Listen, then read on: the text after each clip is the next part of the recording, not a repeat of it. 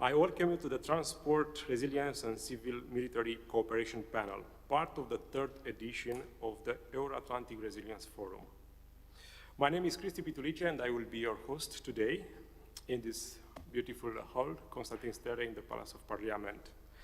Transport resilience is a key, a fundamental element in resilience of nations. Without safe ways of communication and transport, without alternative transport plans, without constant optimization, we are in danger.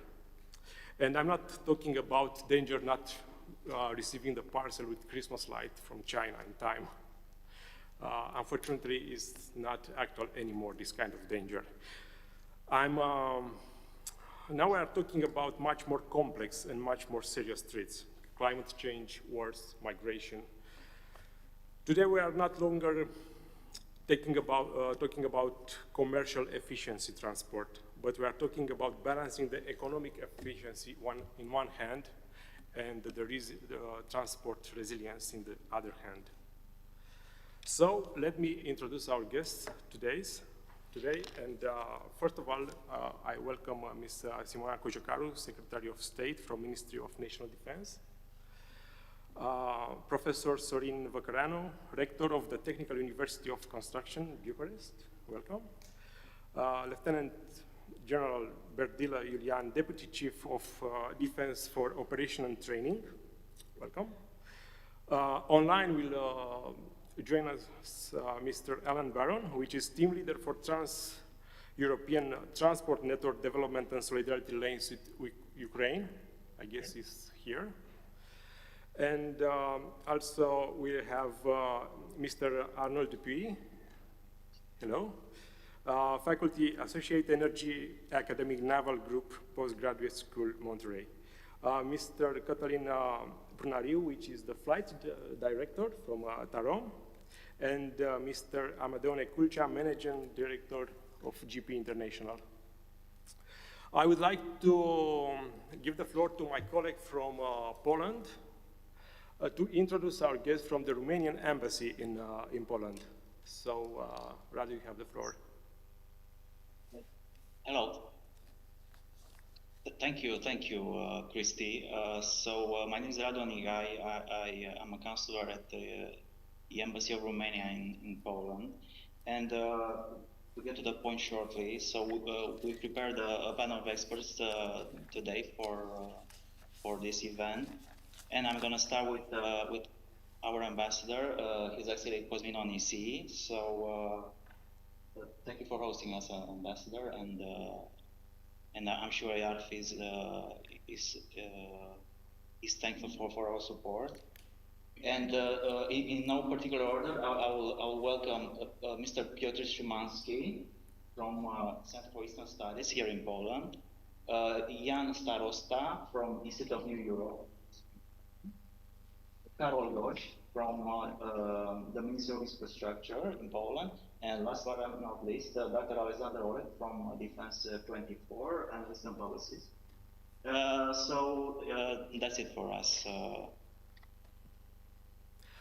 Thank you very much. I would like to give the floor now to Ms. Cojocaru to maybe in some words to tell us what we are doing now, where we are now, and what can we do in short terms in the civil-military cooperation in the transport field. Your Excellency, Ambassador Onisi,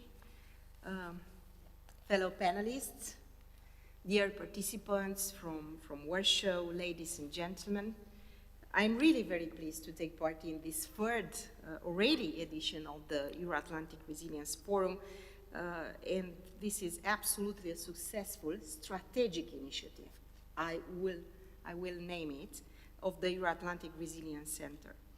So the format of our panel today, this afternoon, allows for common discussions alongside Polish audience, and we share common security concerns and the very successful defense cooperation, not only as NATO and EU members on the in this part of the eastern flank, but also as co-chairs of BINA initiative. I was myself taking part in Warsaw Security Forum two weeks ago, And therefore I see this forum in Bucharest a good continuation of the strategic discussions we had in Warsaw. Let me highlight very briefly for the beginning some consideration, as our moderator already emphasized, in relation to the political military implications and guidelines for the resilience, covering in a way the transport sector also, since this is our topic this afternoon. So it's absolutely clear that in the current strategic context, it is important to identify first and mitigate strategic vulnerabilities and other dependencies that can be exploited. Russia and its proxies have used cyber attacks, for instance, as a means to disrupt essential services in Euro-Atlantic area. Terrorist organizations also pose a threat to critical infrastructure. Of course, we can continue mentioning natural disasters or extreme weather, and you know, this all could cause disrupting services. Russia's war of aggression in Ukraine has shown, ladies and gentlemen, that critical infrastructure can be targeted in various ways. Through physical attacks, hostile reconnaissance, espionage, intelligence gathering, malicious hybrid and cyber activities, exploitation of dependencies or seizure. At the same time, Ukraine proved that it is possible to withstand even large-scale attacks and underscored how important resilience, critical infrastructure, and continued provision of essential services are to a country's determination to defend itself. So I think this is the starting point for each and every discussion or debate we are having today, looking to brave Ukraine resisting, defending itself, including on critical infrastructure. Moreover, I would like to add that our economies and our democratic societies rely massively today on critical infrastructure, which provides essential services to our citizens. Military forces also rely to a great degree on public and private civilian infrastructure to be able to fulfill their tasks. Therefore, the resilience of allies, the resilience of the EU member states, are based on critical infrastructure being also a national responsibility. So cooperation at regional and international level, including through international organization, is absolutely indispensable at this level. Let me say a couple of words for the time being in the opening, also in relation to military mobility. Because when we are talking about deterrence, I think everybody is looking to deterrence and defense on the eastern flank, and Romania and Poland are the front runners on the eastern flank in this regard. So when we are approaching deterrence, we are approaching a mix of capabilities, trained troops, critical infrastructure, military mobility, revitalization of defense industry, and I could go along. So what is very important when approaching and when developing deterrence is also in relation, in a direct relation, if you like, with military mobility. I would like to mention that just yesterday in Brussels, on the margins of the NATO defense ministerial meeting, by the way, led for the first time by the new Secretary General, Mark Rutte, Romania, alongside Bulgaria and Turkey, signed a letter of intent on military mobility. Previously, in Washington, we signed also a letter of intent for harmonized military mobility Southeast corridor between Romania, Bulgaria, and Greece. Moreover, Romania also acceded to the Pan-European Corridor 8, Albania, Bulgaria, Italy, North Macedonia, and from yesterday also Romania. So we are moving forward with this network of military mobility corridors. Because, ladies and gentlemen, we are not seeing, you know, a one-way military mobility corridor as a standalone endeavor. We are now envisaging a network of military mobility corridors. Moreover, I would like to say that on EU side, there are a lot of progresses lately. Very briefly mentioning the EU Action Plan on Military Mobility 2.0, in the spirit of, you know, avoiding duplication and having a contribution by the EU to the military mobility. And also, I would like to say at this point that Romania, probably you know, that continues to be a staunch supporter of EU-NATO cooperation in the field of military mobility based on geographical requirements and technical standards developed in cooperation of the experts in the two organizations.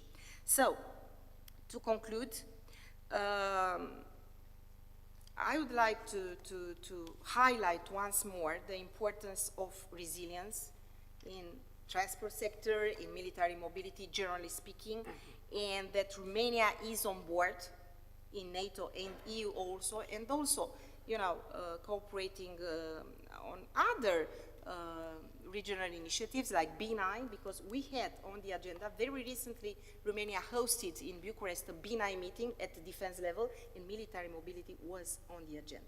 So I'm over for the time being, and I'm very much eager myself to learn from our Polish friends in Warsaw and from the other panelists, you know, about the evolutions in this field. Thank you. Welcome. Well, the Romanian-Polish cooperation in this moment is vital for us and also for our neighboring nations. That's why I want to give the floor once again to Poland, to my colleague, to see the opinion, how it seems from the Polish side, this new architecture of the eastern flank. Thank you. Ambassador, please, would you share some thoughts with us? Sure, absolutely.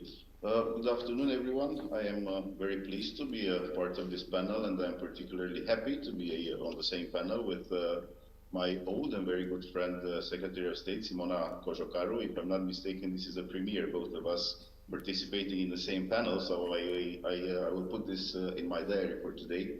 Like one of those landmark moments in my career. No, I'm just kidding, but only half kidding. So I'm really happy to participate in this panel. I will try to keep my intervention short and focused, so as to allow as much space as possible for a free exchange afterward, for the interactive part of this discussion. So I would like to start by offering a series of facts. So, first of all, Romania is a NATO border country. Second, 650 kilometers of this border is actually our border with Ukraine, which is a victim of the Russian aggression. Third, there has been already Russian military presence very close to our borders, actually only 70 kilometers away from our border in Transnistria for unacceptably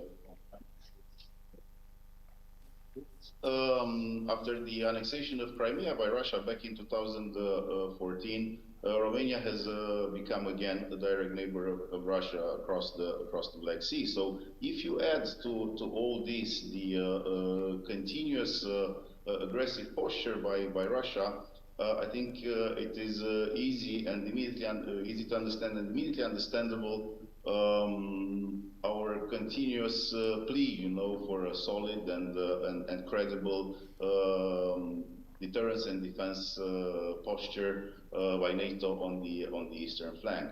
Now, this deterrence and defense posture doesn't only mean, you know, the presence presence of NATO troops, no matter how numerous. It doesn't mean only preposition of equipment, but it is also very much dependent on the existence of reliable supply routes and on adequate infrastructure that would actually facilitate when and if need be the rapid transit of military equipment and troops as well. And I think that the war in Ukraine, or rather the war against Ukraine, has clearly proven this, and it has proven not only the imperative of having all these things that I mentioned, but also the urgency of achieving all these goals. Now I finally come to the issue of Romanian-Polish cooperation on all these things, because of course, as the main stakeholders in our region, Romania and Poland are bound to cooperate, and this cooperation is basically fundamental for bringing these projects to fruition. Now the good news is that we have developed together the right instruments, that are capable and able to facilitate the promotion of such projects. And here I'm talking about, first of all, of course, about the Bucharest 9 format, which has as its main purpose, bringing together and coagulating, the political will to act, which is, of course, the main prerequisite and very important. And I'm also talking about the Three Seas initiative. I would be remiss, of course, not to mention the Three Seas initiative, which basically offers the framework for promoting and implementing, from a practical point of view, this kind of projects. And here I have to mention the two flagship projects that Romania and Poland have been jointly promoting within the Three Seas initiative. The first one is the Rail to Sea project, which is aimed to connect the Polish port of Gdansk to the Baltic Sea, with the Romanian ports of Constanța to the Black Sea. There are 4 countries along the way, all of them EU and NATO countries. And also the Via Carpathia project that's aimed to ensure a land bridge between the northern part of the alliance and the southern part of the alliance on the eastern flank, of course, because that's what we're talking about. And then, of course, there are other formats of cooperation that Romania and Poland are involved in. One of them is the trilateral with Turkey, that it's aimed to fine-tune our position on security matters in various areas of common interest.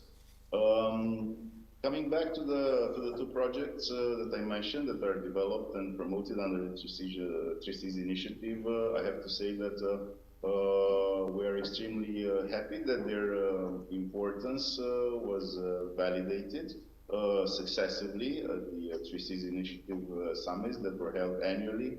Last one was in Vilnius in April, I think, this year. But it was not only about the validation of the importance of these projects, but it was great to see that the significant progress that was achieved in implementing and bringing this project and materializing this project has also been acknowledged in the progress report that was presented to the leaders in Vilnius.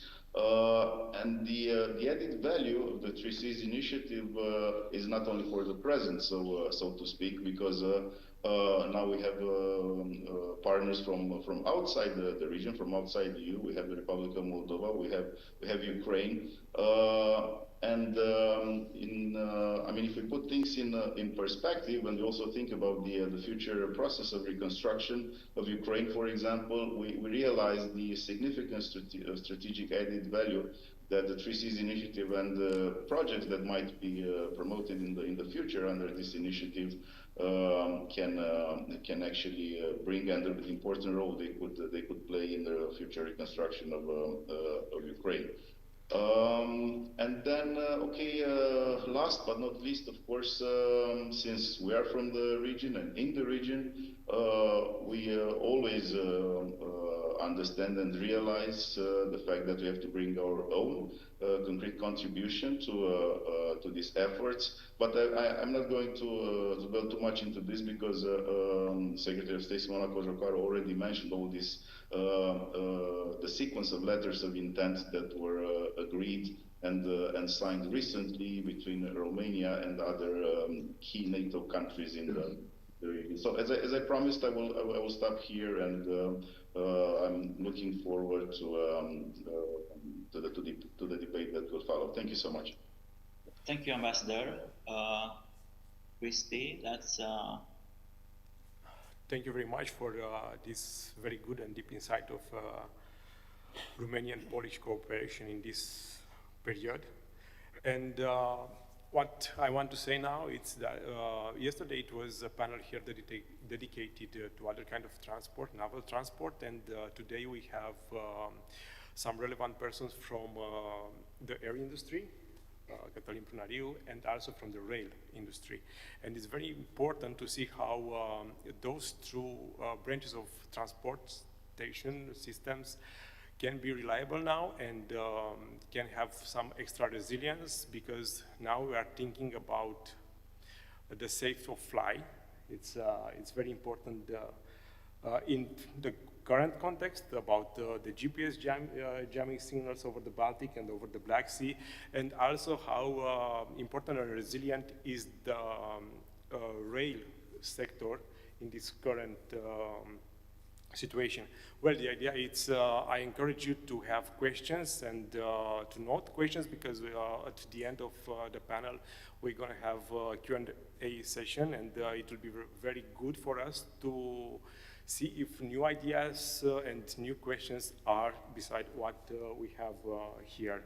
But before that, I want to pass the floor to Mr. General Berdila, because it's a very important point of view how we deal, especially the connection between the civilian part and the military part of the transport in this moment. Well, thank you so much, and Your Excellency, Madam Secretary, distinguished guests and participants. It's good to be here again, and I love that I'm probably the only other uniform in the room. So when we talk about military mobility, you don't think that it's only my responsibility. And I like that we have a team to work about this, and the moment is important, as Madam State Secretary announced. Here's another example of how we shape decisions into having another corridor for mobility signed by the Ministry of Defense in the region. And this is not just a result of the Paul Mill effort and actions, but I think it's the also the layer of the society level that understood the need for this. I also want to salute the co-panelists in Warsaw, because every time for me, I give the example of the Polish contingent in Craiova, and this has been an example of first successes of military mobility from north to south, from the Baltic to the Black Sea, and the coherence that we all wanted in the beginning to work. Numerous rotations, integration of the Polish military contingent in Craiova inside the multinational brigade, and that was a proof of principle that we all supported. Romania extended this and participates inside the force posture in Poland with the air defense battalion. So this is these are examples of how we can work with the military pillar to have military mobility in its executive form, full of very much steps of success, because it's very difficult to norm this. We do need, like I said, the Paul Mill team to be innovative, but also very applied in how this works. Now, I do have some slides, if I can have the support team to put some of them up. They're not just, you know, I'm not here to lecture, but I want to just reframe what we have for the military mobility and how we think it at the defense staff. Just make some points on the slides, and then we can discuss some more. My interest today is to also see the audience participating in the dialogue, and especially the younger generation, to make sure they have a lot of questions, so I'm sure I have a lot of answers. But this transition of generations, it's a fundamental of another critical multiplier of deterrence, besides military mobility, which is leadership. And you talked about in these couple of days, we talked during the opening night of the forum, and that's why I thank the younger generation of being in the room today. So do we have the slides? Yeah. Well, I'll keep going until I get the slides. 2 more points. I mentioned the public understanding of this. We all need the citizen to get not just the culture of the military mobility, but what does it mean when you have contradicting vectors of mobility inside the national territory. And these may be goods, citizens, they can use rail, they can use air, but it comes a time when the military gets the priority. And I dare to say, knock on wood, but if we need military mobility for the executability of the plans, it must be important because the volumes of force redeployments and reinforcements is to a large quantity. Another success that I want to underline is for recent multinational exercises, especially NATO-led, we all practice military mobility. And I can tell you it's not just intra-military, it's also with the other agencies during the national level exercises that we all plan and organize. We just finished another series of our national interagency exercise, and military mobility was a high part of this. And year by year, we get to recognize not just the constants, but so many variables. I can give you one example is how do you deconflict mobility corridors, i.e. you have refugees going from east to west, and you have goods and military forces coming west to east. And this is something that we all practice at the strategic and operational level.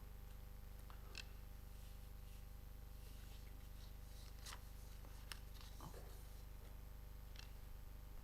hope so. There you go. A bit of agenda. I'll go to the identified actions and the partnership between NATO and EU, and also the way ahead.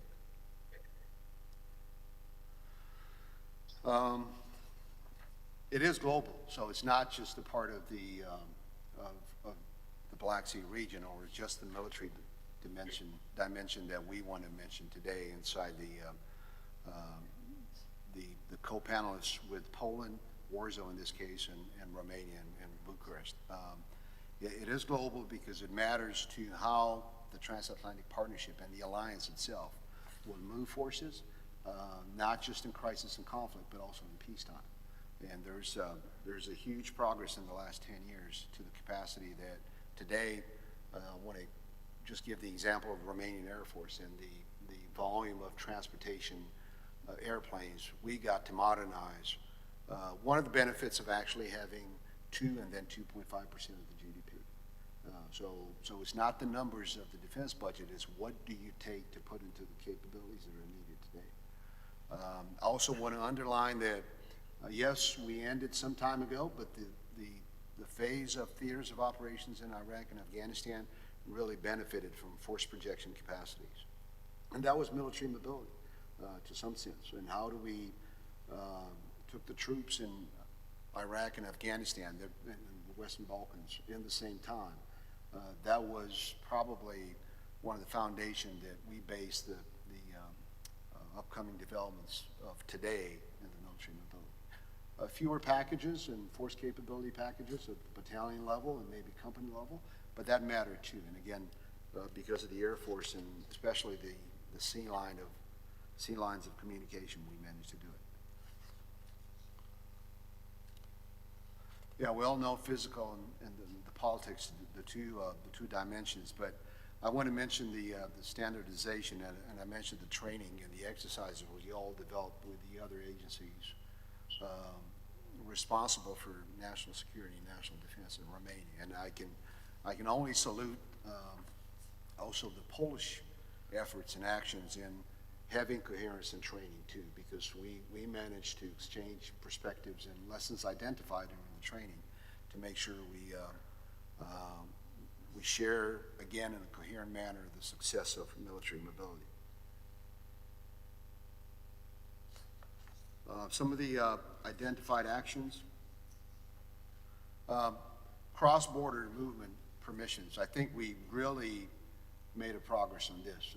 It's been 5 to 6 years until we started the initiative and really worked with the other experts, especially within the EU, to make this happen. And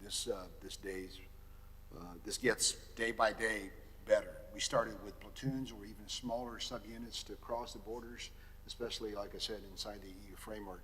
But now we're moving companies, battalions, larger logistic support elements that need to cross the border in a faster and more adequate manner.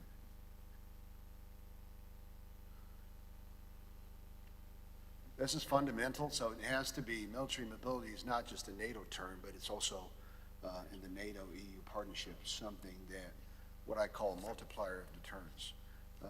The better we get to this with the norming, the legislative framework, with the resources we allocate, it really multiplies deterrence. And this is fundamental for the regional plans, and it's fundamental for actually present and future projects that we all have in making Ukraine win.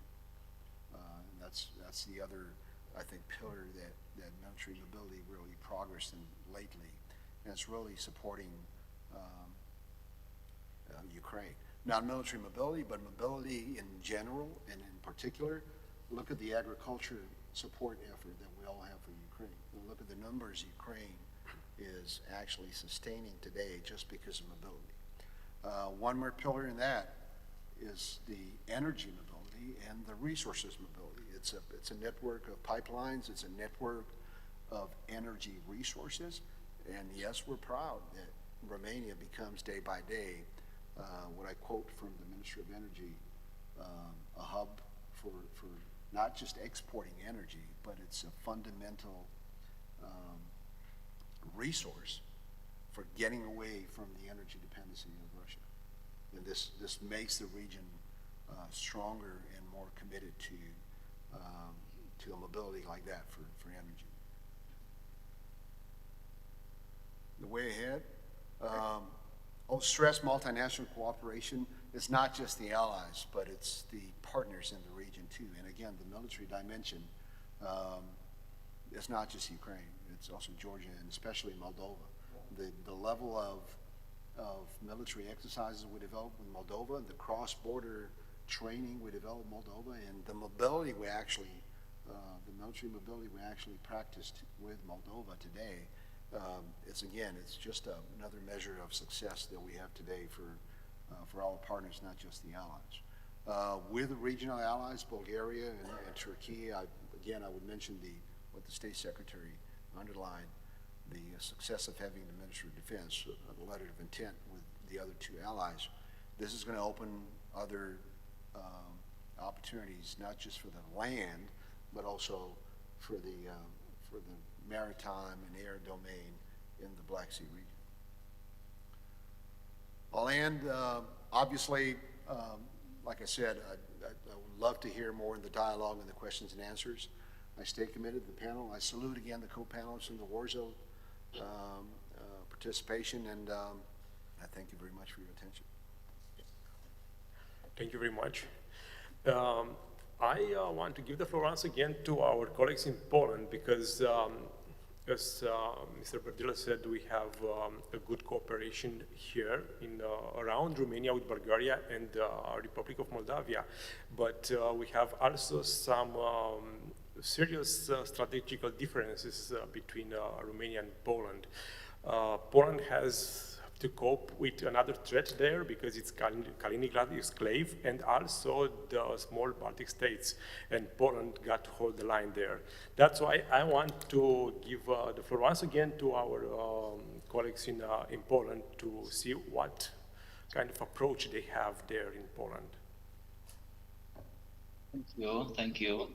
So I will start with Alex. If you have some thoughts you want to share with us and with the audience in Bucharest.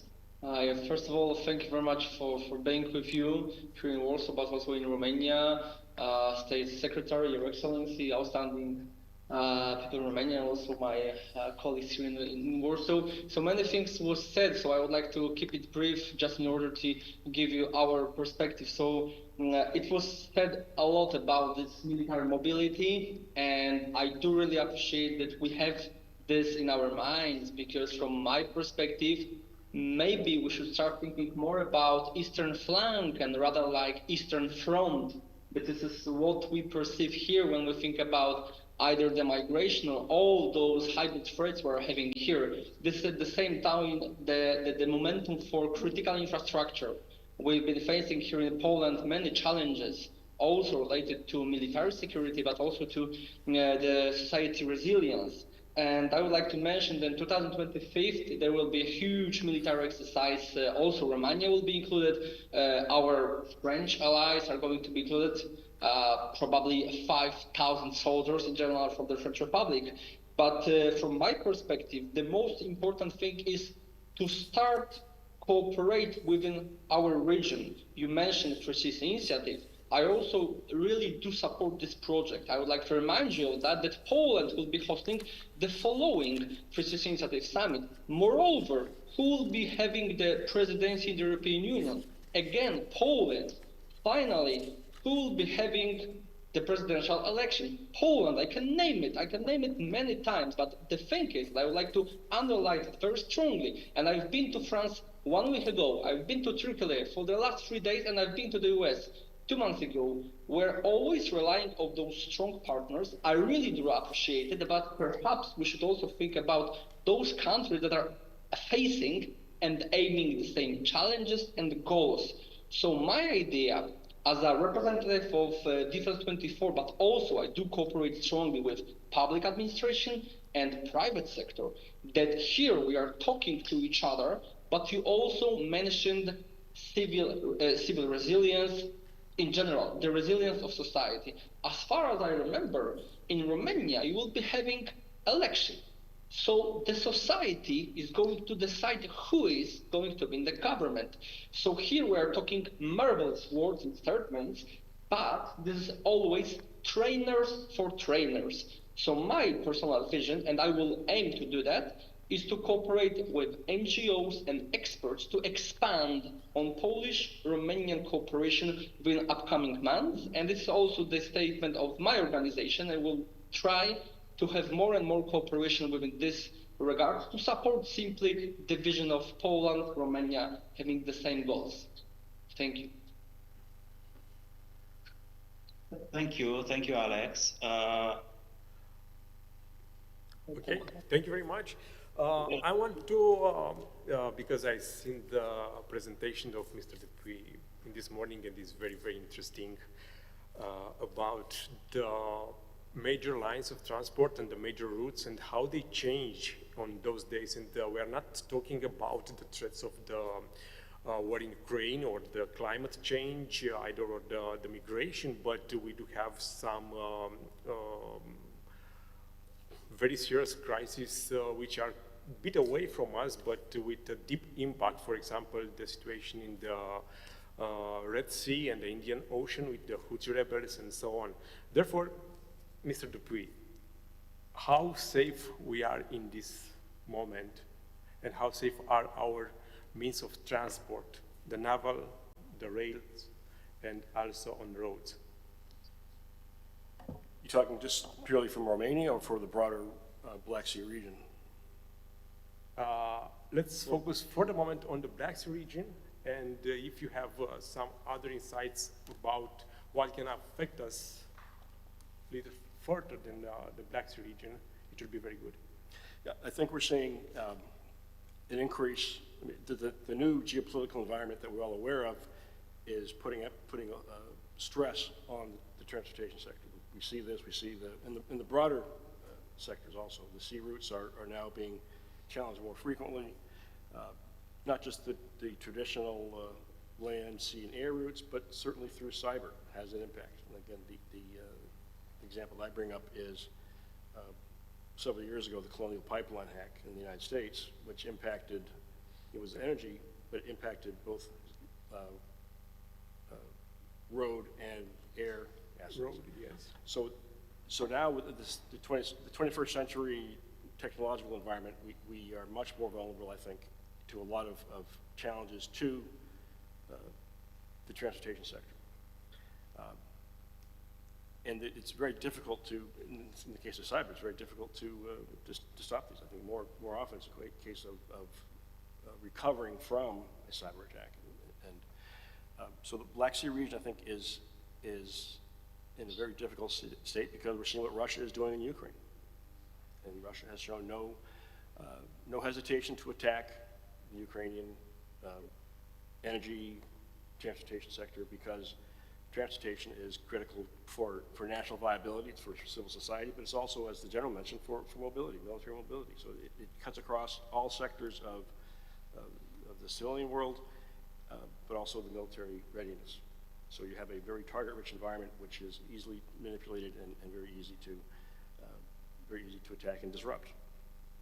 So I don't know if that answered your initial question, but I think we're seeing a heightened level of vulnerabilities that we had not seen certainly since World War II, and in many cases much more pernicious since World War II because we have the cyber component, which is invisible, we can't see it, but we can certainly feel the impact. Yeah, all the stuff with the hybrid war, and also I mentioned the hackings of the German railway system in the spring, and also a lot of hidden dangers that are on the corner. And it came to the next question to Mr. Nekulcha, because the rail, it's a crucial transport means here in Romania in the eastern flank. And we talked prior to the meeting about how resilient is the railway sector. It's important to notice that they can make serious downgrades to the mechanical ones, but it's not the goal. And we have been and we still are a major partner supplier for Ukraine, and Grampet authorized in the spring a serial terminal in Dornești. They can transfer 3 million tons of grains from the Ukrainian standard carriages to the Romanian ones per year, which is a major achievement in the current situation. And it was made really, really fast, couple of months, right? Half a year. So how important is this terminal for Romania and also for Ukraine, and the connection with Constanța and with global markets in the end? Yeah, thank you very much. It's an honor to be here with you. And about the reliability of the railway network, I have to tell you something. It's very important to have a redundancy in the network.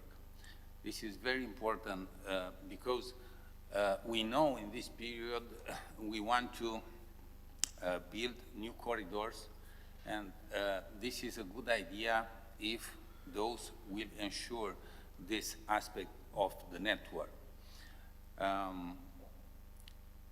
If you remember in Second War in '39, when Poland was invaded by German and after this by Union Soviet, very important route was this route from Cernăuți to Dornești, Pașcani, București, Constanța. This was excellent route to save 60,000 troops and treasury from Poland. And now this route is very important. In this context, the terminal from Dornești is very important. So, but it's not enough. In this moment, we want to improve this corridor But this corridor is very important to tell that is very performant in this moment. To create a reserve of this corridor, we can improve other route, north-south, from Iași, Bârlad to Bucharest. This, I think, could be a good idea to improve the capacity and the possibility to transfer the goods, the troops, from north to south. Yeah, we are actually we are talking about the 2014, if I remember, Clear General Initiative Rail to Sea, the initiative of 3 Seas, which is a key element on the eastern flank here to connect Gdansk port and with Constanța, and after that with the Adriatic ports in Greece. So we have Via Carpathia, and which is road, highway system, and also this project Rail to Sea. And I would like to move once again to our Polish guests to see how well integrated are in this project Rail to Sea, because I presume Gdansk is fully operational, and the road network and the railway network in Poland is fully operational up to Slovakia. Thank you very much, and thank you very much. A very interesting presentation in Bucharest. So I'm going to follow up on what General Berdila mentioned, which is that the connectivities has to be seen in terms of defense multiplier, and move the discussion on our side on the infrastructure, proper infrastructure topic. And I will ask Karol to point out some facts from the Polish Ministry of Infrastructure. So, thank you, dear Mr. Secretary of State, Your Excellency. I'm honored to be here. Thank you for organizing this such great event. The redefinition taking place in the European security architecture, which results from the aggressive attitude of the Russian Federation, also has a fundamental impact at the EU transport policy. In this regard, transport infrastructure has now become not only the foundation of the single market, but also a cornerstone of the common security of the Union. The ongoing war at the EU border confirms the key role of the uninterrupted functioning of the transport system for the development of the economies of the member states, the well-being of citizens, and building the security of Europe. There is also a significant increase in the need to provide dual-use civil-military transport infrastructure, which should provide not only the efficient flow of people and goods, but also efficient transport for military purposes. Enhancing of military mobility should be one of the key elements of the EU's common security and defense policy. The new NATO force model, established during the Washington summit in July 2024, is set to comprise over 800,000 troops across 3 readiness levels. It's important to note that such large number of troops requires adequate supplies, including equipment, ammunition, fuel, and food. For such transport to be feasible in such short time frames, efficient and high capacity infrastructure is essential. There is a significant infrastructure backlog, especially in our part of the EU. For this reason, it is necessary to focus much more than before on strengthening the resilience of the transport as one of the priorities for this sector. At the same time, it is necessary to be aware that a coherent and resilient transport infrastructure requires securing appropriate financing also at the EU level. Therefore, in the context of the ongoing debate on the next financial perspective after 2027, this element should be underlined with an emphasis on strengthening financing for military mobility.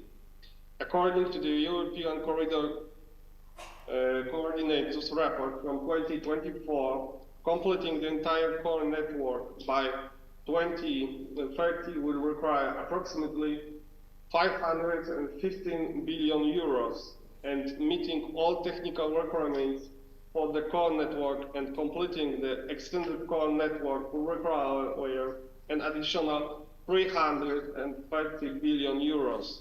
So it means a total of 845 billion euros in investments over the next 15 years. In line with our national analysis, about 10% of this amount will be accounted for investments in Poland to equip the TNT network with high-quality transport infrastructure. According to our military experts, every piece of modern infrastructure at our eastern borders enhances our resilience. The east-west connections to allow the Western allies to deploy the necessary resources are also crucial. New infrastructure projects must be designed in such a way as to enable the rapid transport of military forces and equipment in the event of security threats, especially on the EU's eastern flank. The revision of the TNT network has introduced significant changes to the maps. For example, the Baltic Sea, Black Sea, Aegean Sea corridor, referred to as main transport route of NATO's eastern flank, has been established. Therefore, in our view, the transport corridors connecting the EU's eastern flank, Poland, Slovakia, Hungary, and Romania with Ukraine, and the rest of the continent require additional financial support. We must work to eliminate bottlenecks, increase the capacity of existing corridors, and build new routes, which will contribute to better crisis management, not only in a military context, but also regarding future migration or changes in global supply chains. Thank you very much for your attention. Thank you. Thank you very much. I want to come back here because I have a question regarding infrastructure, because this is the weakest point currently that we have. We slept for 20 years on the highways, but in the past 2 years, it seems we are moving quite fast. Weekly, we'll find in the television or in news that a new segment of highway has been opened, or a bridge has been modernized, a road has been enlarged, and so on. And I have a question for Mr. Văcăreanu. We are moving fast enough in building highway new capacities and the railways, and from the technical point of view, in the last couple of years, in the past year, there are some dramatical changes because, for example, it seems we're going to have some heavy tanks in Romania, and we have to design the bridges and so on. How important and intense is the cooperation between the authorities, the government authorities, the university, and also the military branch in this new structure? Thank you so much. So, for sure, my point of view will be somehow narrow with respect to the previous points of view that had a very broad perspective. But I refer to the questions. So there are two, let's say, different highways here. We have new transportation network and the existing transportation network. For the new transportation network, if we refer to what is happening in the eastern part of Romania, the things are moving at a very fast pace. And I'm very confident that the contractor and the engineers and the workers will proceed at the requested rate for this highway. I'm not discussing about the other highways in Romania, but at least here we have a very good example of good practice and good workmanship. On the other hand, I'm more concerned about the existing infrastructure because we are talking about resilience, and I'm a civil engineer by training, but I'm working more in the field of earthquake engineering. So the resilience to natural hazards, it's a very major topic for me. This is what I mentioned, that my point of view will be narrower. But it is important. And from this point of view, there is a national company that is dealing with the transportation network and the transportation infrastructure. But some of the network is with central government, some of the network is with local government. So it has to be an alignment between local and central government in this respect, in order to make sure that the infrastructure network is working. And maybe 2 years ago, I had a discussion with Ambassador Dranga about the transportation network, and at that time we were thinking about, okay, let's have a pilot project for 2 counties, but these counties seems to be very important in the context we are discussing today, because these 2 counties are Buzău and Vrancea. Why did we choose these 2 counties? Because of the earthquakes, okay? And so, okay, we need some information about the bridges. The bridges that are with the Ministry of Transportation for these counties. And our university started an analysis about, let's say, the need for rehabilitation, any kind of rehabilitation. First of all, seismic rehabilitation, but secondary, all kind of functional rehabilitation for these buildings, because our point of view was, the general point of view, there is a huge need for rehabilitation of the infrastructure, and the resources are very limited. So you have to move these resources according to some criteria, and to say, okay, this is a priority list in order to do this. Further on, we had a very pleasant surprise to find out that Japan, when they decided the strategic innovation program, they said infrastructure maintenance is a strategic program for Japan, because they had a short run, as our short view. For the time being, we have to invest properly the money, but in the medium run, they said, okay, what will happen in Japan? And it is the same problem as Romania.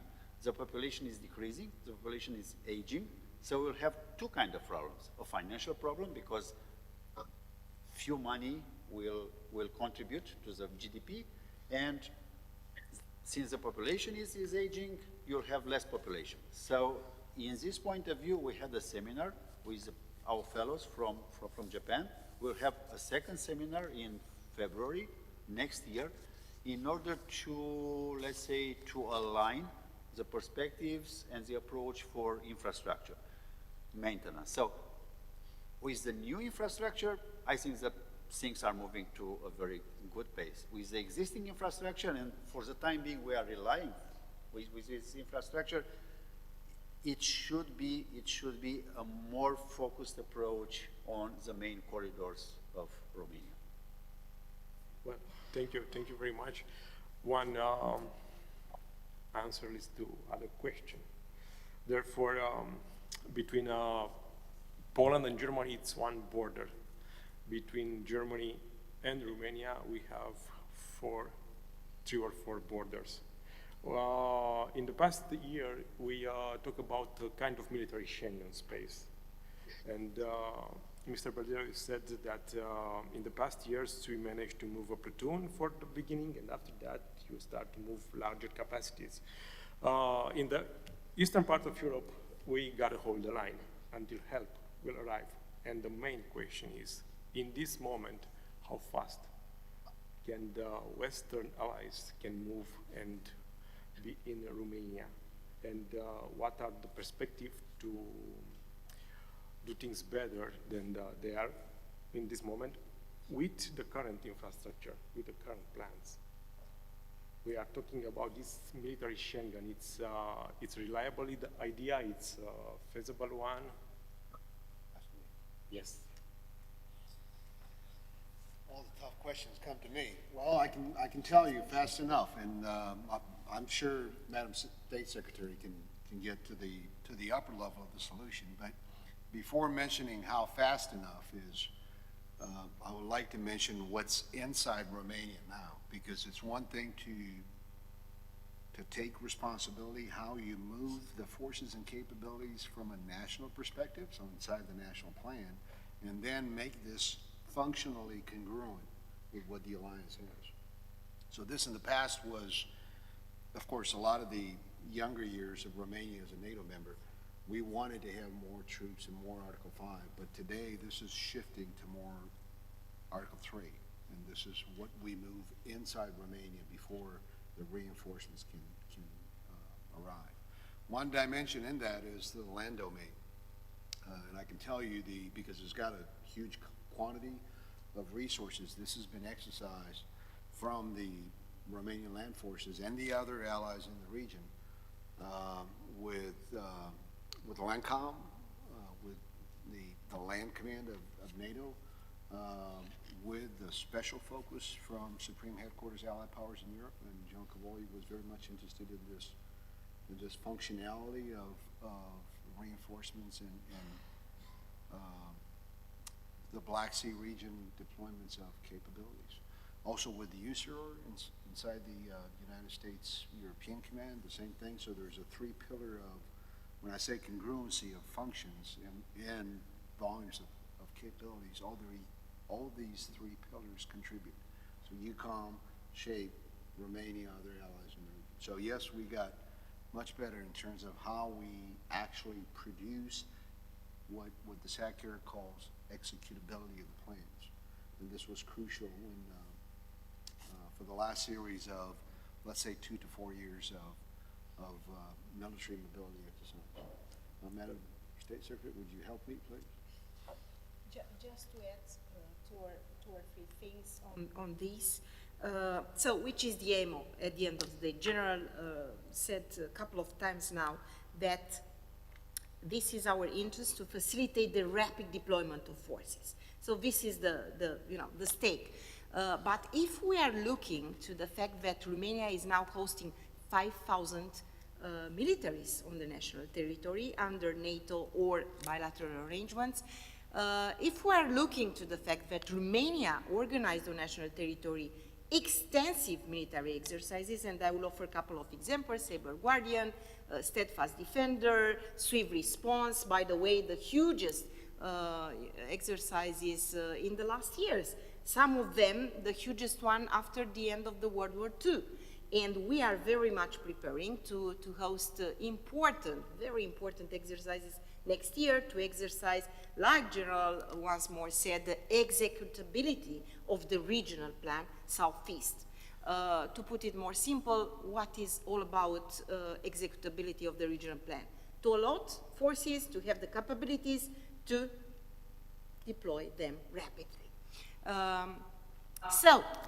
Summing up to what I have said, 5,000 troops, huge military exercises, command and control structures on national territory and the regional plan, I will say that we have registered a lot of progress. But of course, there is a lot to be done. And to this, I would like to mention also that our ministry is working hand in glove with the Ministry of Transportation here in Romania to ensure that the priority corridors for military mobility are also included in the European transport corridors, and make sure that the related military requirements for the transport infrastructure are reflected in the documents governing the development of transport infrastructure in Europe from a dual-use perspective. So this is a key concept that we are following. And, ladies and gentlemen, what is even more important is benefiting from EU financing under the current multi-annual final framework, but also, you know, we are looking forward to the next one, to the next multi-annual financial framework, 2028-2034. So this is absolutely of a paramount importance. Again, financing is a key condition. And I would like to say at this stage that we are very much eager to have Poland, you know, holding the EU Council presidency starting with January 2025. We expect good progresses on different strands of work at EU level, including military mobility, on EU-NATO structured dialogue on military mobility, and of course on NATO-EU task force on resilience of critical infrastructure. And my last remark here is that EU military requirements, and this is a good takeaway for you, so EU military requirements for military mobility are consistent with NATO's requirements to a level of 95%. So this is quite a thing, to have such a complementarity between the two organizations. So, a lot to be done, but we are not still there, you know, to have military mobility, you know, in full achieved, but as I said, there is a lot of progress in relation to this. Thank you. Thank you. It's a hot topic, this. No, just this Madam State Secretary reminded me of another, let's say multiplier, but it's important too. We have to reach a balance between, and I'm sure Poland can exemplify this with a lot of solutions, but we have to reach a balance between military mobility and what we pre-position. So there is a factor of, in the volume of resources needed or required by this quantity of capabilities, you can pre-position in peacetime. So you can choose what resources and what packages, if you build the capacities sufficient enough to pre-position. So this would ease especially the logistic volume of supplies for the forces brought, let's say, from west to east, but at the same time would allow resilience to have a multiplying result in what you have today in Romania. And like I said, I know Poland benefits from APS 2.0, one of the solutions that USAR implemented for some of the force presence in Poland. Thank you. Thank you very much. Before passing the floor to our colleagues in Poland, I will propose to have a 5 minutes break. And after that returns to, especially to Taro. And I have also some very important questions about the railway system. And finally with Mr. Dupuy and Mr. De Baron. So 5 minutes break.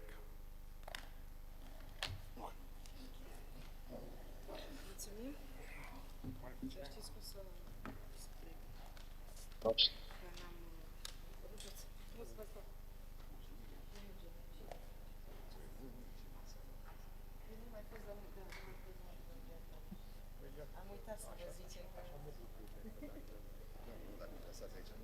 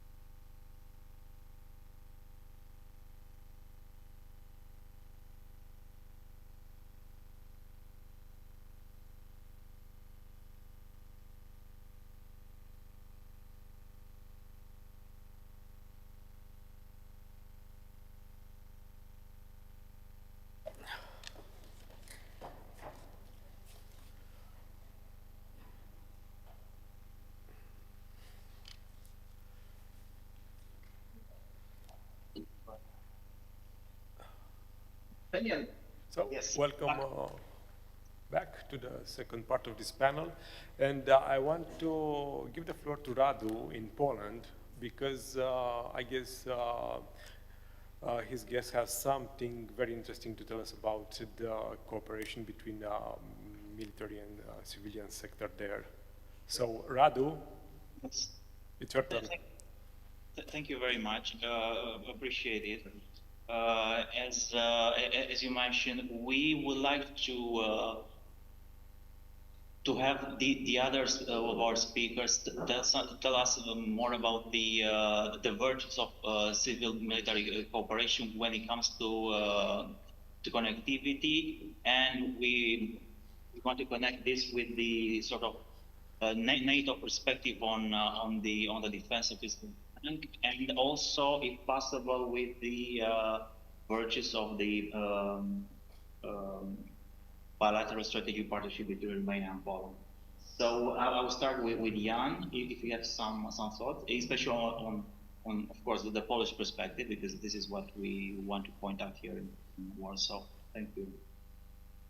Thank you. Yes, of course. First of all, I would like to extend my gratitude to be here, Secretary of State, distinguished audience, my dear colleagues from think tanks and other institutions.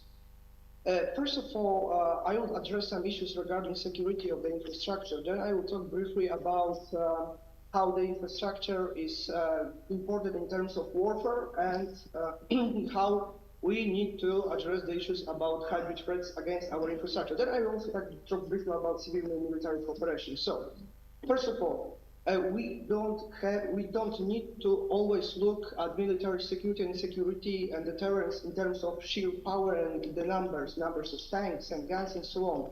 Deterrence also, as it was pointed out before, in this panel, works with the security of the infrastructure and the feasibility of moving the troops alongside our corridors. Harbors and railways and also are of utmost importance when it comes to our supply chains. I will also point out that, for instance, harbor in Gdańsk is the second biggest when it comes to the turnover of gross tonnage, second biggest port in the Baltic Sea. Also, the investment is also very important. So that's why we have also signed, it was signed between Poland, Germany, also Netherlands, a treaty at the end of January this year that it will make more easy to transfer the merchandise and to transfer the troops between the Netherlands and also between the Poland. But how we can address the issues of security when it comes to the railway? I will give you an example what sort of challenges we are facing. For instance, during the 2023 in August, there was an attack against the Polish railway infrastructure. So around 20 trains were stopped by some sort of radio commands. Mostly it points out to Russia, that Russians were the attackers. And after the stopping the trains, the Russian anthem was put on. So this is the sort of if our enemy can and will stop our trains, and we do not need to fool ourselves, it will increase in the future when we will be facing more and more attacks from Russian hybrid threats to our infrastructure. So we will need to build more redundant and more robust defense against those attacks. And now I will briefly address how in Poland is working cooperation between civilian and military sector. We have two companies, PERN and Orlen, and actually these two companies work pretty well when it comes to building some sort of infrastructure, fuel depots. If I remember well, around 20 fuel depots were built by PERN in the previous years, and also Orlen is a big part of that sort of cooperation, so we kind of work with that. But we'll need to address it further if we want to do more robust infrastructure. Thank you. Thank you. Christy? With us it's also Ellen Baron, which, as I said, it's the team leader for Trans-European Transport Network Development and Solidarity Lanes with Ukraine. And we have some questions also for him, because we are quite interested to find out what happened in the past 2 years when the war in Ukraine started in the architecture of European transport networks from west to east, particularly to Ukraine, because it was a completely new and unseen event for us, and some deep changes in the architecture of transport means in Europe changed. Yes, good afternoon to everyone, and thank you very much for providing all these inspiring words and ideas that I've heard since the beginning of the conference. This question is very interesting.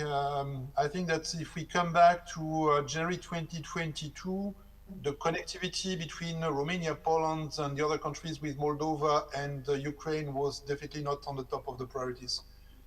From February 2022, with the vile attack of the Russian against Ukraine, this has become a strategic aspect to be covered at EU level. What we are doing, and it's interesting to see the connection between your discussions and the work that the Commission is doing currently in this area, we are almost at the crossroads between what is a civilian infrastructure and what would be a military use of this infrastructure. And for the time being, we are basing our approach on 2 different pillars, and I will come back on these 2 pillars in details. One pillar is a short-term action that we are undertaking in the framework of this so-called Solidarity Lane Corridor with Ukraine, where we have been working in the past 2.5 years in order to secure the supply chain for Ukraine, for the exports, but more and more for the imports, and imports of essential goods for Ukraine to pass the 24-25 winter. And in this context, the Danube corridor plays a critical role. It's certainly one of the areas which is the most, I would say, at the same time, with the strongest assets, but also the most vulnerable one. We call it a war zone corridor.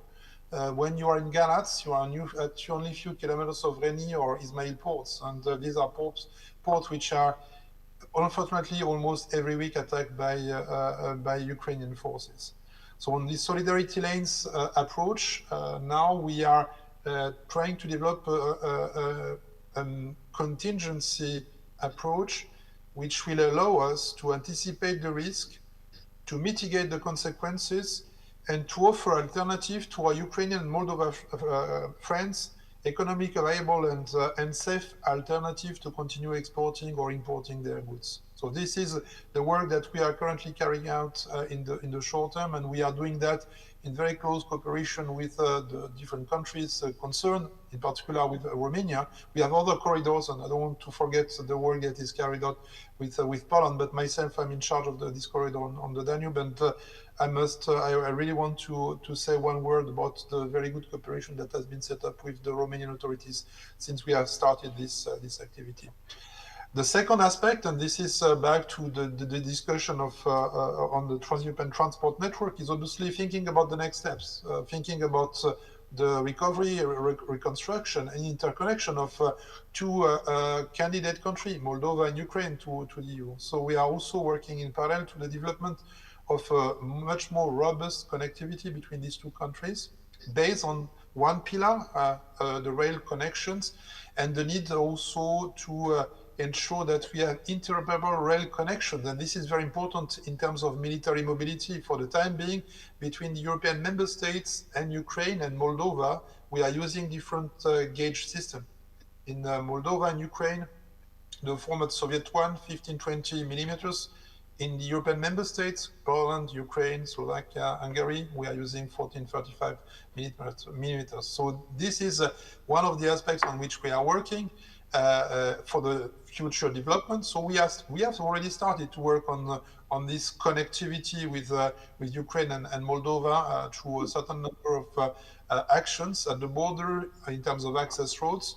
And if I give you a range of magnitudes, in the past 2 years, we have invested 1.65 billion euro, EU funds, Connecting Europe Facility, loans from the banks, ERDF funding, regional funds, for improving the connectivity between Ukraine, Moldova, and European member states, but also within European member states in this, let's say, area, what we call the frontline member states, Poland, Slovakia, Hungary, and Romania, of which around 400 million euro devoted to military mobility infrastructure in the area to strengthen the network in particular.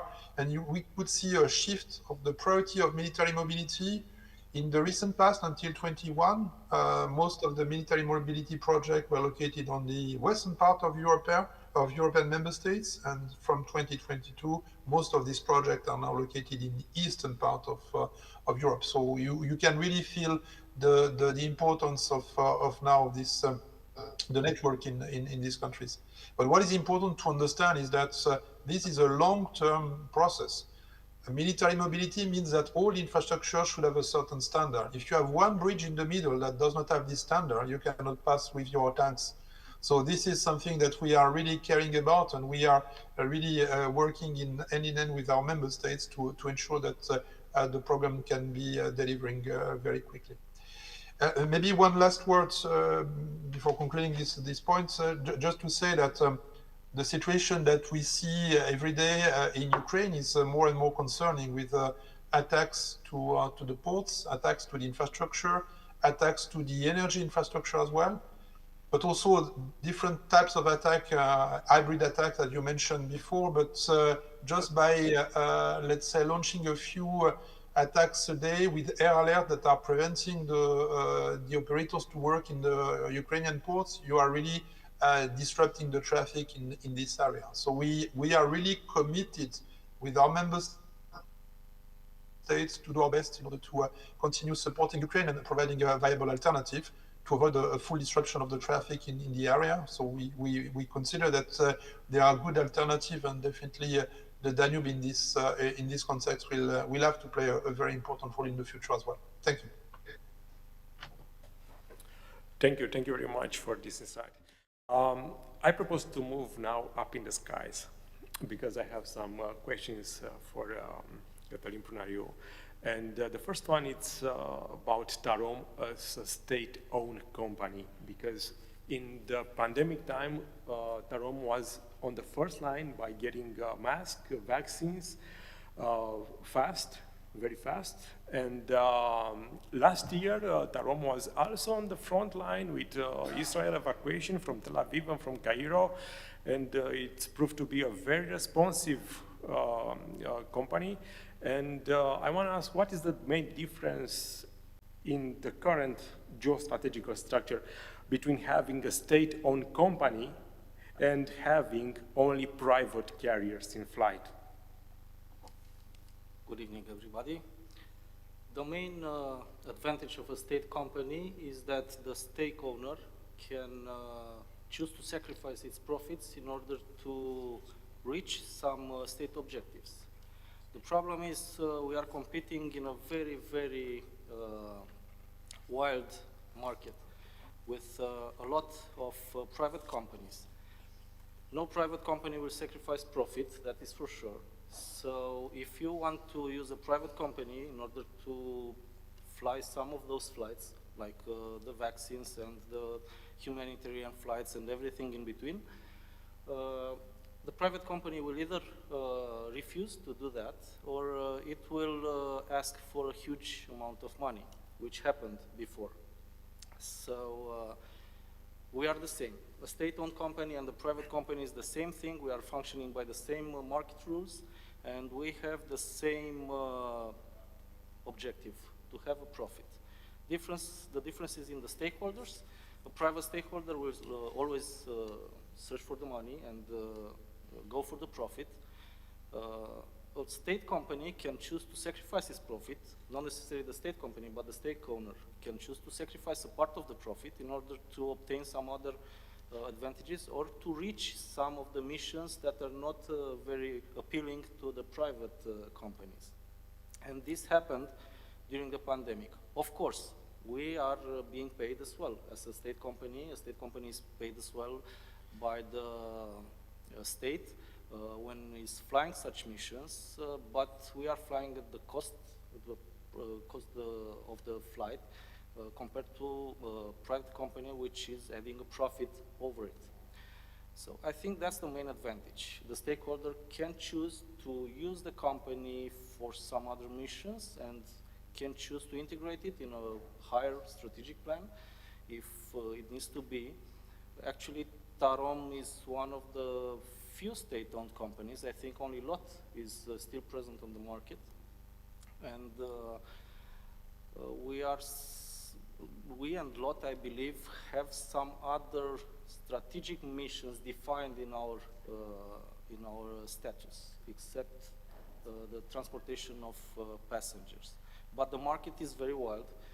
There are a lot of companies, private companies, low-cost companies, carriers, that are using sometimes very aggressive marketing strategies in order to compete with us. And that poses a problem, because if I choose to do such a humanitarian flight, like it happened in the past, I have to sacrifice some of my commercial flights. Doing that cuts from my revenue. Cutting the revenue can lead a company to lose its market advantage, or maybe even not only the profit, can eat from the revenue and get everything in the costs. It's a matter of balance, actually.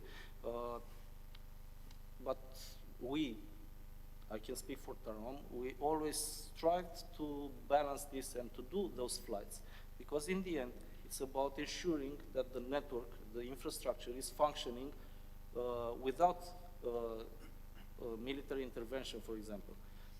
Like you said, we flew to Egypt. Egypt is not currently considered a conflict zone, but we also flew in Tel Aviv. We are still flying in Tel Aviv. And Tel Aviv is considered a conflict zone. We have safety assessments each day when we are flying. And when we consider that such a flight is not feasible from a safety point, then we can cooperate with the military counterparts in order to switch the transportation to them. Yeah. Thank you. And regarding the safety, a couple of years ago, Malaysian airplane has been shut down in in eastern Ukraine. And currently, Ukraine, it's no flight zone, yeah.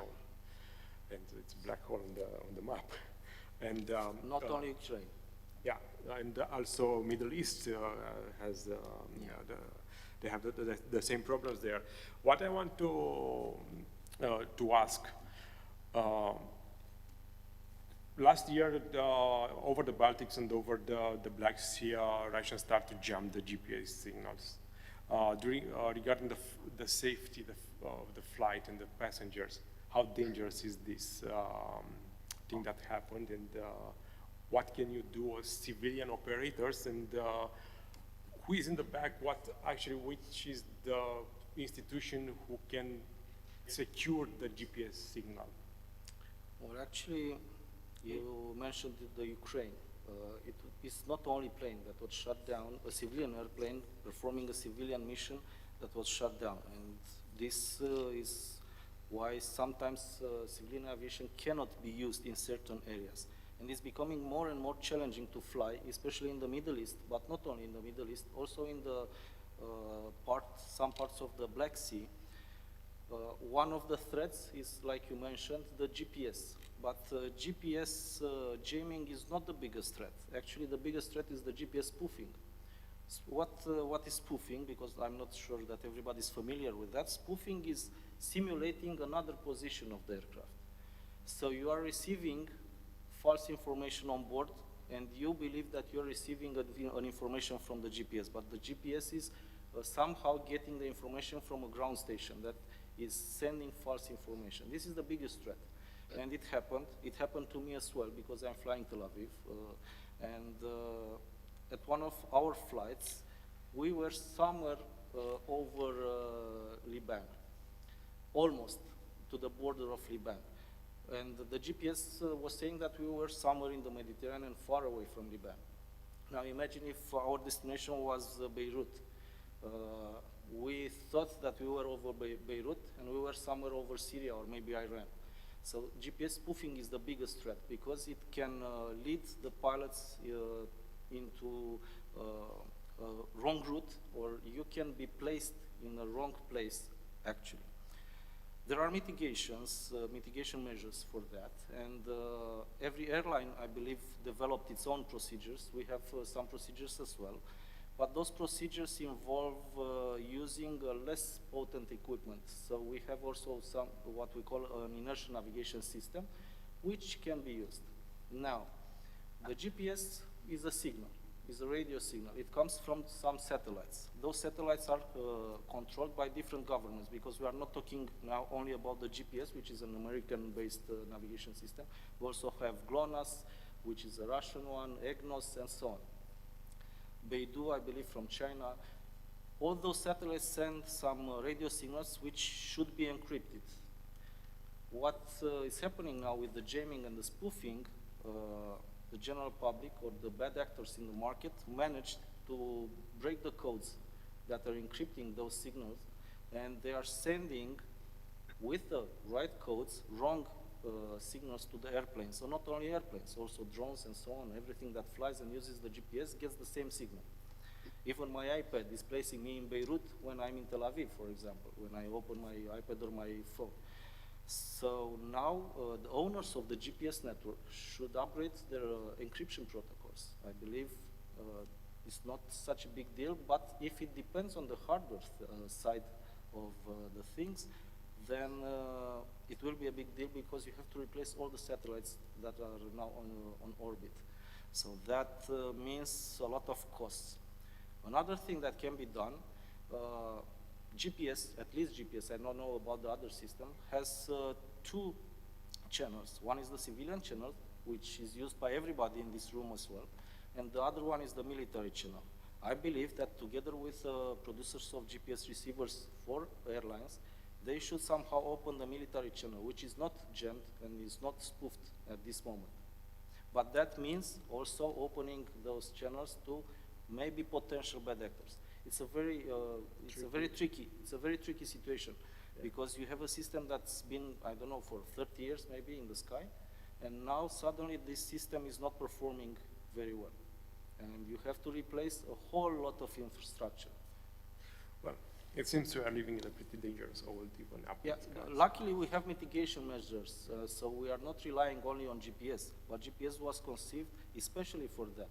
We are limiting now our ability to approach some airports, remote airports. We are limiting now our ability to approach airports which have bad weather, and using the GPS allows us to land there. So with limitations, we can still fly safely without this system. Yeah. Thank you. I will come back to you a bit later, because now I want to pass the floor once again to our colleagues in Poland. So please, Radu, I guess you have something to tell us there. Yes, thank you, Christy. Just shortly, I want to sort of land the discussion back on Earth, if I can make a joke. And I'm going to ask Piotr to share his thoughts on the on the general topic of military mobility, and maybe I know he wrote a great piece on the NATO Washington summit and the importance of results for the eastern flank. And I wanted to ask him in very briefly to cover up some points from the Polish perspective, of course. Piotr, if you can share something with us. Yes, thank you very much for the invitation.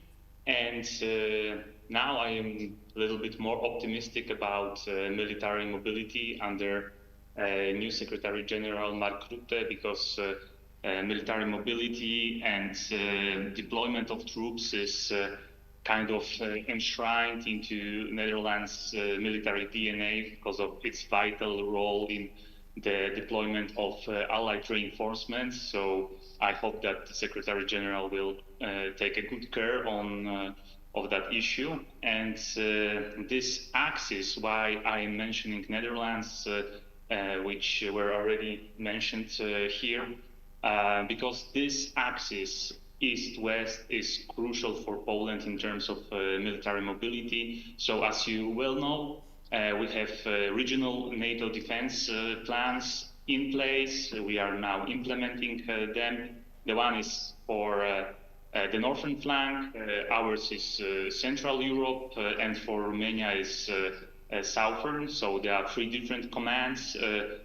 Joint Force Command in Norfolk in the US, then we have Brunssum in Netherlands, and for the southeastern part of the alliance and the direction of the Black Sea, we have NATO.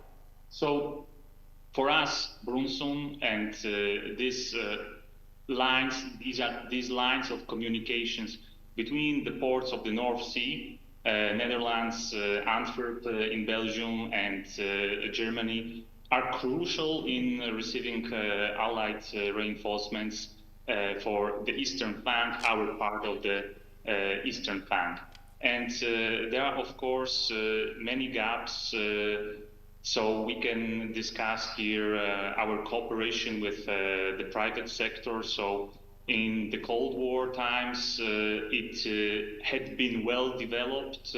So there was in place cooperation in ports, and during the transportation, that private companies had contracts with military establishments to provide services, unloading, refueling. So we have to rebuild that.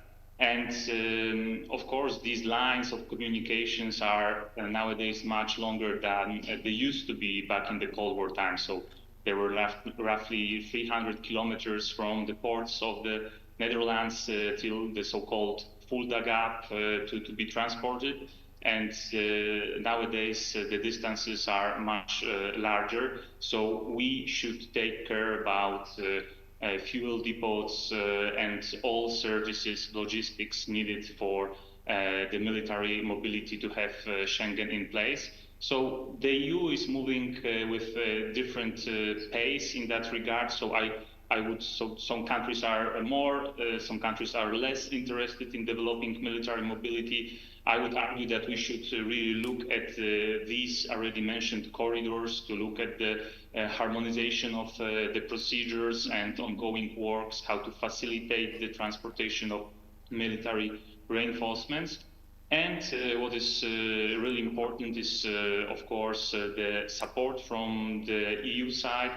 I mean, military development programs. So Poland has been doing pretty well in that respect, including thanks to the Ministry of Transportation. So in 3 calls, 2021, 22, and 23, Poland received roughly 223 million euros for development of different infrastructural projects linked to military mobility. So if you take the entire amount of funding dedicated to that needs, which is 1.7 billion euros, you have 13%. So Poland is the second biggest beneficiary of EU military mobility funding, just after Germany. So, and in terms of Poland, this is well balanced. So the money is being dedicated to different projects: rail, sea, airports, roads, while in Germany it is pretty much focused on railways. And this link is also very crucial for troops transportation. So you see that there are regional plans and there are transport corridors, but we still have to think of the entire eastern flank as a single operational domain, to be prepared and to provide the best environment for military operations for our military leadership. So therefore, it is our task to make these NATO regional plans interlocked, that they will be well linked in terms of the infrastructure too. So this is, it should be one of the goals of the cooperation between Poland and Romania to have these connections. And another thing, because we all know that nothing happens until something moves, so we should take care of fuel supplies to the eastern flank. And another area in which Poland and Romania could cooperate well is pushing and striving for the expansion of NATO pipeline system to the eastern flank in order to fuel our defense and deterrence. Thank you. Thank you very much. I propose to stay on the ground, and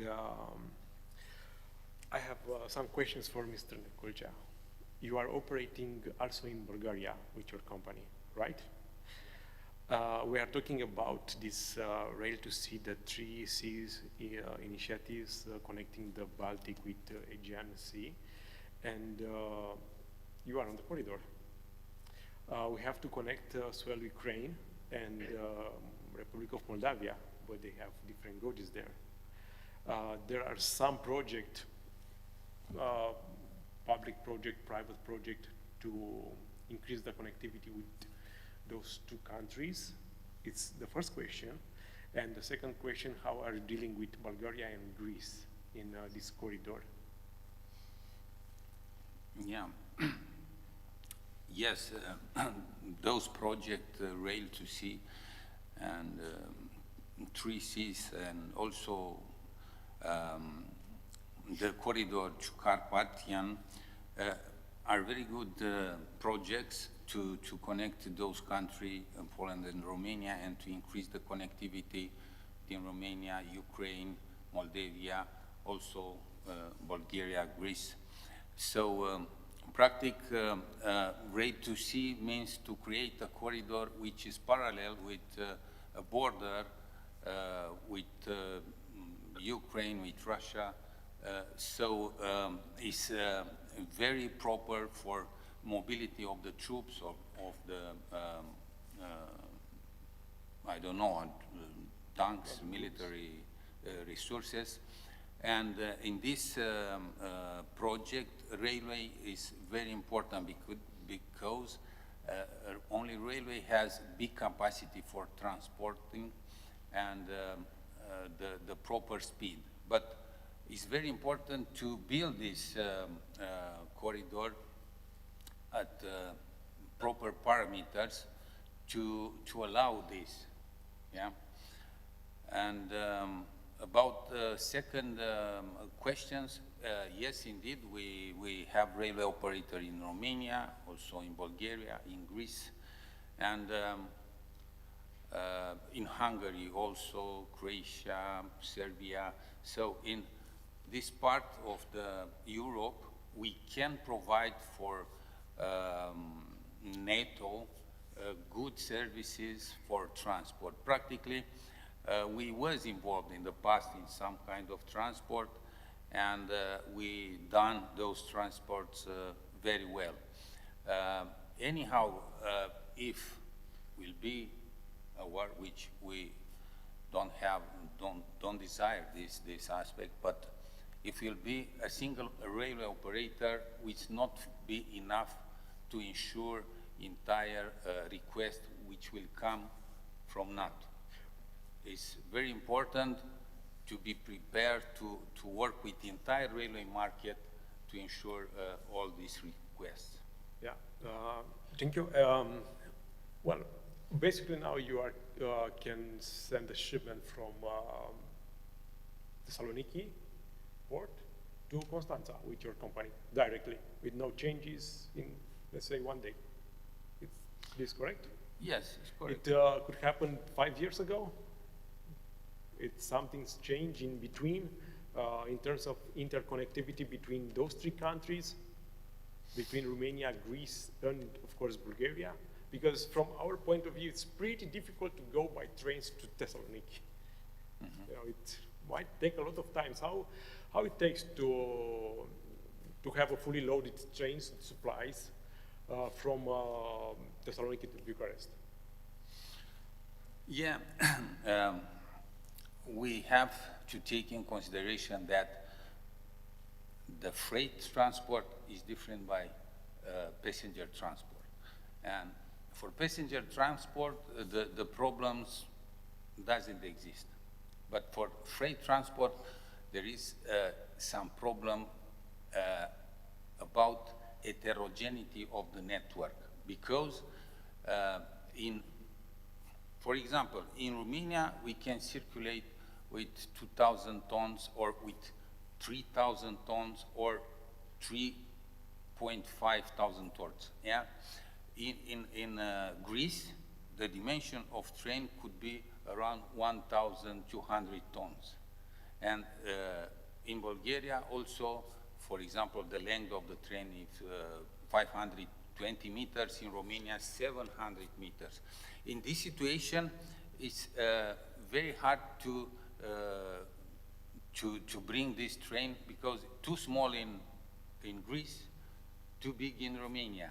And this raises some exploitation problem which could be solved, but that is why there are some problems to transport big quantity. Besides this, there are some bottleneck of the capacities in the bridges and the borders. Yeah? And last issue which I want to raise is about the way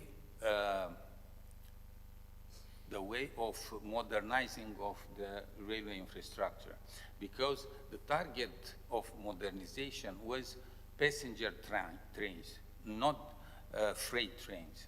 And this is the reason why the speed of, commercial speed of freight trains is so slow. Practically now is half comparing with 20 years ago.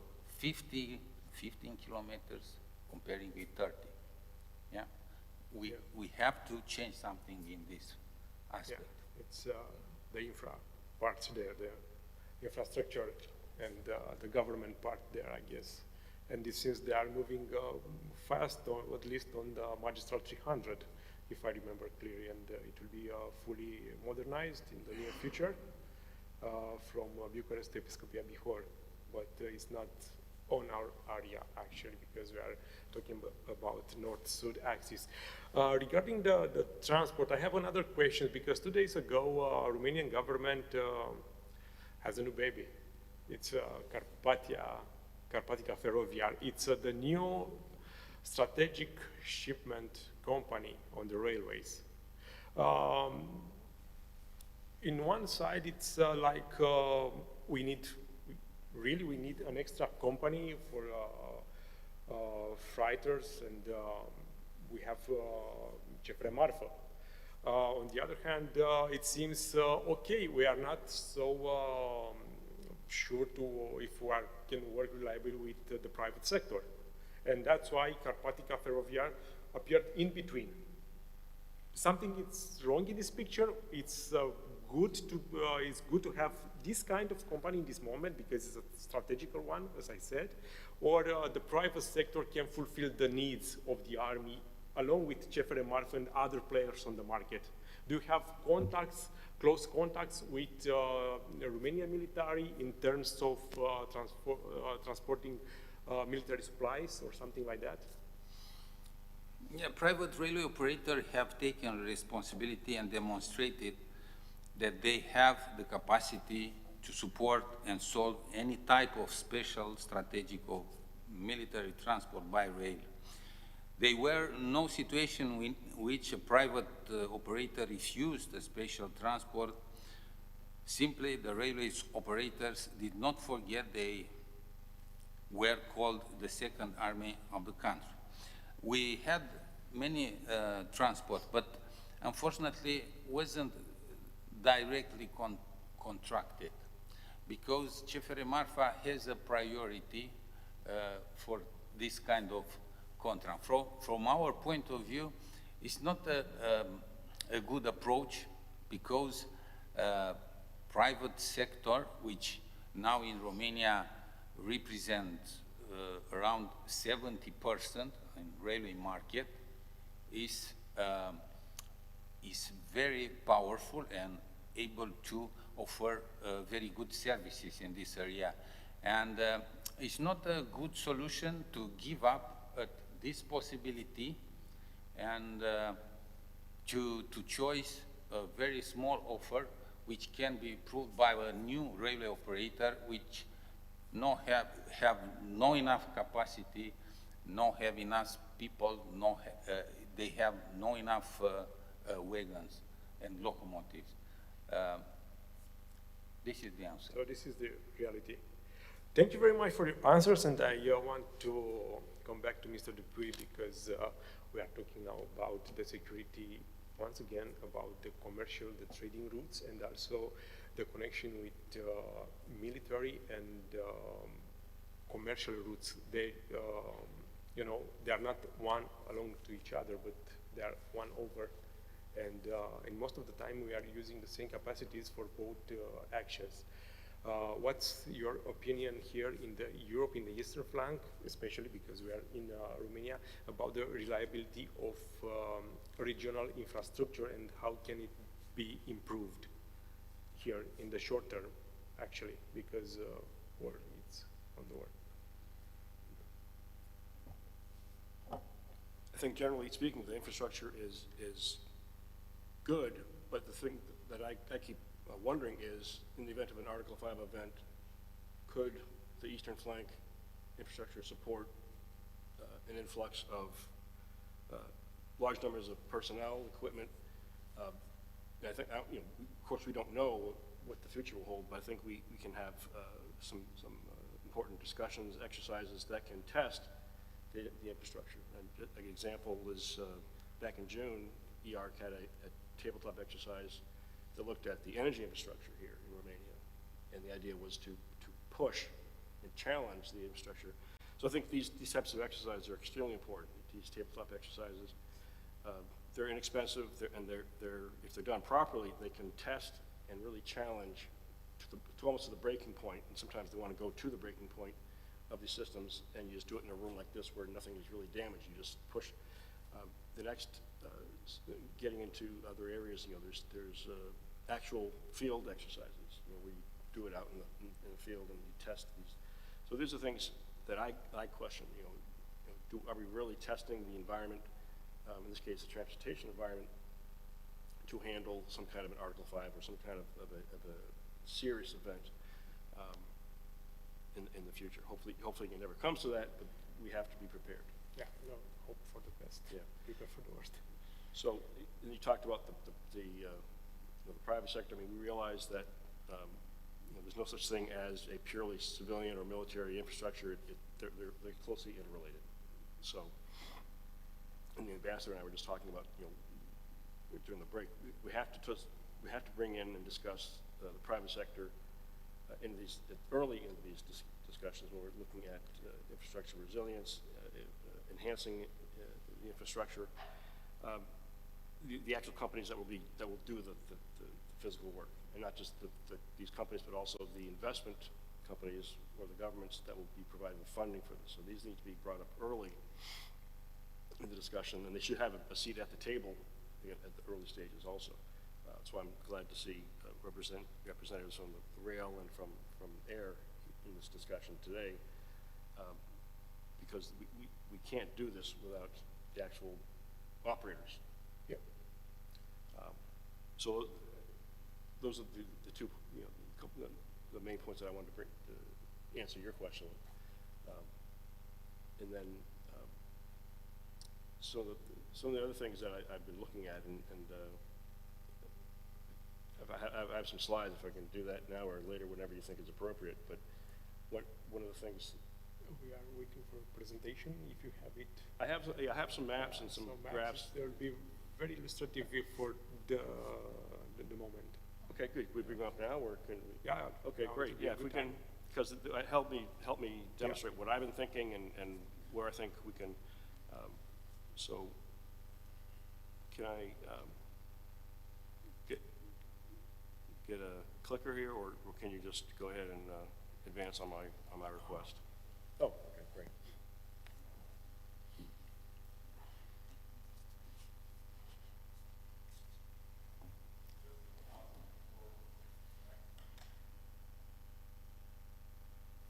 I doing this right?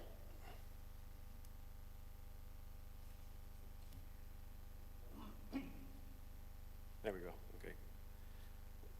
It's not, okay, let me just skip through all this. I don't want you to, we already discussed a lot of this through other speakers. Okay, but I like maps because it helps me visualize, and so looking at, I'm sorry, I want to go back a couple slides. Yeah, we're trying to.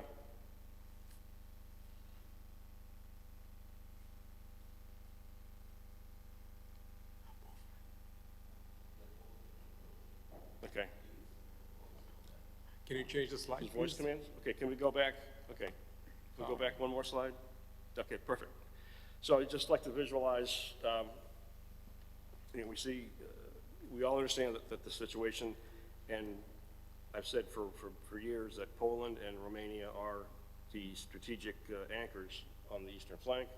I hope my Polish friends will forgive me, but I'm going to focus primarily on Romania and the Black Sea, at least for today's discussion. So we see, you know, we see the implications of NATO's footprint and the potential civilian and military implications of the transportation network. So next slide, please. The anti-access area denial, again, showing how kinetic activity from Russia, and let's be honest, it's going to be coming from Russia, can impact a good portion of Romania's territory and throughout the Black Sea. Of course, cyber can impact anywhere. So it gives you, again, another visual. Next slide, please. So we have this as a foundation. I'll get into a second. So many of the mechanisms we have for this are in place. We talked about NATO. We talked about 3Cs. We talked about all the EU organizational aspects that are available to the states for developing and enhancing the infrastructure. One thing that I'm very excited about, and I want to focus on, and I do that quite often when I get the chance, is the U.S. just in December of last year, the U.S. finally passed what's called the National Defense Authorization Act, which put forth a Black Sea strategy. So this, I think this is huge because we now have an actual strategy in place it's in legislation. You can't ignore it, and it focuses on these areas. And you know, you see in the bottom the actual member states within the Black Sea region that the U.S. is focusing on. So this is tremendous in that it focuses on all the things that we've been discussing, you know, whether it's NATO-EU cooperation, economic support, enhancing security assistance, and everything. So good news is, you know, we realize that this is just very basic. I was talking to some colleagues on Capitol Hill, and they say that they want to begin to flesh this out further. You know, what is it? So the idea is, what can we do? When I say we, the group in this audience and elsewhere, what can we do to start putting requests in and specific asks that we can get recognized? So this is very important. So that's something I want to try and focus on when, you know, in the months and years ahead. Next slide, please. We can skip through this one. Next. Okay, good. Okay, so all this foundation. Point that I, again, unfortunately haven't been to all parts of Romania. I've only seen, you know, parts along the coast and Bucharest and up a little bit into Sinaia area. But looking at a map, we see that the east-west access, east-west coverage is strong.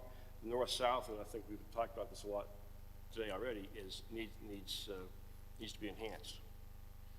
And we, you know, and primarily this has been brought about by the war in Ukraine, but also the challenges we're seeing in Moldova. So I think there's going to be a lot of emphasis on north-south, strengthening the north-south access. And I think we've already discussed that somewhat today already. So next slide, please. And keep going, please. Yeah. These are not too relevant. Okay. I like to put the middle corridor in there because it shows you where the Black Sea sits, where Constanta and Romania sit in this very, very important, very large trade network. The middle corridor is going to become critical, more so as time goes on, in Romania, Constanta, and also the Georgian ports will have, I think, a more important role to play. So next slide, please. So this is something, and this is just my view. There's nothing too elaborate in here, but what I'm thinking of is the importance of having, I call them high-impact clusters. Again, transportation clusters that we know are critical for civilian and military use, dual-use clusters. How do we get investment? How do we get attention? NATO, EU, other focus groups, other organizations. How do we get them to focus on the infrastructure in these clusters? And I just threw a handful up there. I wanted to include the Georgian ports because of their importance, and a few in Turkey and Bulgaria. But we're really focusing on the port of Constanta, and that what I consider to be really one of the high impact clusters, so to speak. So we'll go to the next slide, and I put a little bit of detail into this. So just identifying a handful of, again, this is just my perception. I'm sure this has been discussed within the Romanian government or elsewhere, but focusing on the Constanta, MK, and then the Cernavodă, that region, and focusing on you have a combination of air, you have sea, you have rail, you have inland navigation. Of course, Cernavodă is the nuclear power plant, which sitting upon the north-south inland corridor on the Danube. So I just picked this as a critical cluster, and I think this would be a good view for investment, for attention, for a lot of high-impact observation for both civilian and military dual-use perspectives. So next slide, please. Again, on the Danube, just my thoughts. Next slide, please. So if I have just a couple more minutes to wrap this up, these are my general thoughts on some mitigations. We talked about the north-south transportation axis. Next one, system redundancies and diversification. Again, putting in redundancies, greater efficiencies where possible. The third bullet down, positive investment climate. Again, bringing the private sector to the table, the investors early into this discussion, and ensuring that they are able to compete and provide their services. I think I was talking to the general earlier about raising awareness, focus on education, training, both civilian and military. Again, emphasizing how important these are. Next slide, please. Level of knowledge and understanding. Talked about exercises, tabletop exercises, real-world proof of concept exercises.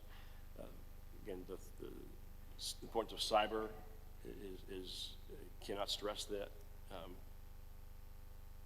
Joint engagement, again, the last bullet down there is joint engagement, the importance of these very types of meetings where you have like-minded professionals, subject matter experts coming together and deciding, or discussing, I should say, these very important topics.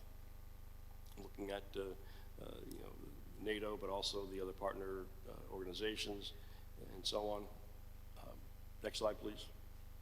Okay, it's interesting that our Taram colleague mentioned spoofing. This is the spoofing incident in the Black Sea in June of 2017, I believe. Again, question of the importance of cyber on transportation. And next slide. Again, talking about the existing organization and leveraging this vast array of organizations, networks that exist, and instead of reinventing the wheel, utilize them and try to get the most benefit we can from these mechanisms. And that's it. So just wanted to throw those out there and be glad to take any discussions and any questions that you might have. Thank you very much. Thank you very much for your presentation. It was quite, not quite, but more than interesting because we had in our face, in our eyes, the possible threats and some ideas how to deal with those threats here locally. I don't know if our colleagues from Poland are still there, but nevertheless, because we are getting quite close to the last moments of this panel, I have a very important question for you. Do you have questions? Well, I would like to close this panel with a conclusion, and I will ask Cătălin to say what we learned in the past 2 years, in the past 4 years in Tarom cases, because you had a pandemic, you had the war, and something changed in good in Tarom. What it's changed there? First of all, we learned that we can do things, a lot of new things, which were not done before. Second, there is no crisis that cannot be overcome. If you have the right tools and if you have the right mindset, and if you want to do it, you will be able to overcome it. So resilience comes in many forms. Aviation, while it's the fastest and the most able field to provide for, like, let's say, a first responder response in various situations, is also very vulnerable. We have some weak points that are inherent. We have a complex machine, the plane. We have a complex airspace, we have conflicts, we have the weather. We haven't had the chance here to speak about those challenges, and everything contributes to the risks associated with this activity. But in the same time, we are developing new methods, new procedures. We are developing new training for the pilots in order to be able to overcome those. So what we learned is that we have to be flexible, open-minded. We can do things if you want, and we can navigate this complex world with a lot of competition and not necessary benefits, financial benefits. But that's not the goal, the final goal. The final goal is to be safe. Thank you very much. Mr. Văcăreanu, we are stepping in the new era of extra resilience in terms of infrastructure. We don't really want to flood wash away our highways or our railways. We want to be safe on the roads, and I presume in the past 5 years something changed in the matter of teaching and training the new engineers and the new road specialists here in Romania. What are the latest changes in your fields as a conclusion? Civil engineering is a very regulated field, maybe one of the most regulated, except aviation and nuclear industry. A couple of years ago, we had a contract with the Ministry of Development to check all the technical regulations in civil engineering and to decide what are the regulations that shall be cancelled, what are the regulations that shall be updated, and what are the regulations that can stay as they are. So this was a very, very important exercise, this one on one hand. On the other hand, you mentioned about the way we are teaching and the way the industry is behaving. So we are integrating more and more the new technology in civil engineering, especially in infrastructure works. So there is a lot of new technologies, there is a lot of and since new technology is here, also the students become more and more interested. It is, let's say, a level up exercise, so the students are more interested, so the academic stuff shall improve all the time. So from my point of view, I do believe that there is a surge in infrastructure, but this surge is possible mainly because there are a lot of investments. So, for example, with the railways, okay, so there was, let's say, some lag behind, and the investment came, and since the investment came, then the interest and both the private sector and the government and the specialists are working together. Thank you very much for. So, Mr. Nekulja, railway network in Romania is reliable in this moment. The army can rely on your capacities of transport, not only yours, but the whole railway sector in Romania. We made some steps in the past years with new locomotive, new carriages. We are going on the good road, but we are moving fast enough.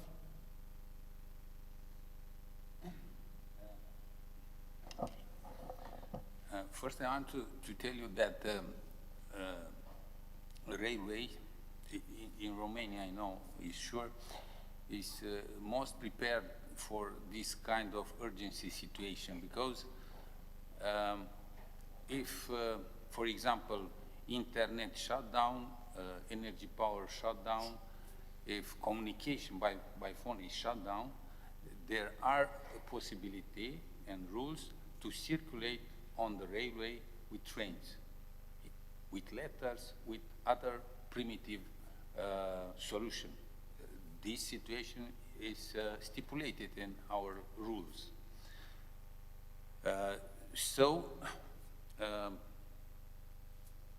think our focus, our state authorities have to have a good focus to railway, to invest proper, to increase the capacity, to increase the homogeneity of the network, and indeed will be a good support for NATO or for any other kind of situation, urgency situation.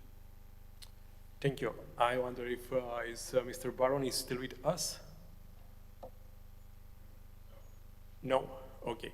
Well, ladies and gentlemen, I guess it will be the end of this panel. If you have questions, once again here, otherwise send it to our office and you will be answered in 13 days. No, okay. Thank you very much once again for being here, and this panel will be closed now. Thank you very much once again.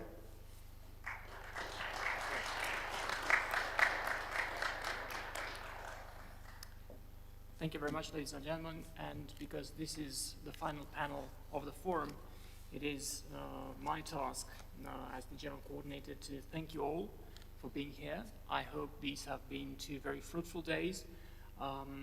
It is a great pleasure for me to thank our great speakers, not only in this panel, but in all the panels. The feedback that we have gotten so far is extraordinary. People say that it has been useful to come here, and this is really the greatest accolade that we as organizers can hope for. So thank you very much to the speakers. Thank you very much to you, the audience, to the people who have been watching us online and have been sending questions.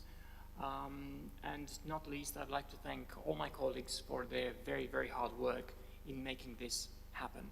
Of course, we're also grateful to the partners and to the sponsors, without whom things would have been much more complicated. So once again, thank you all, and I hope to see you next year with even more interesting topics. Thank you very much.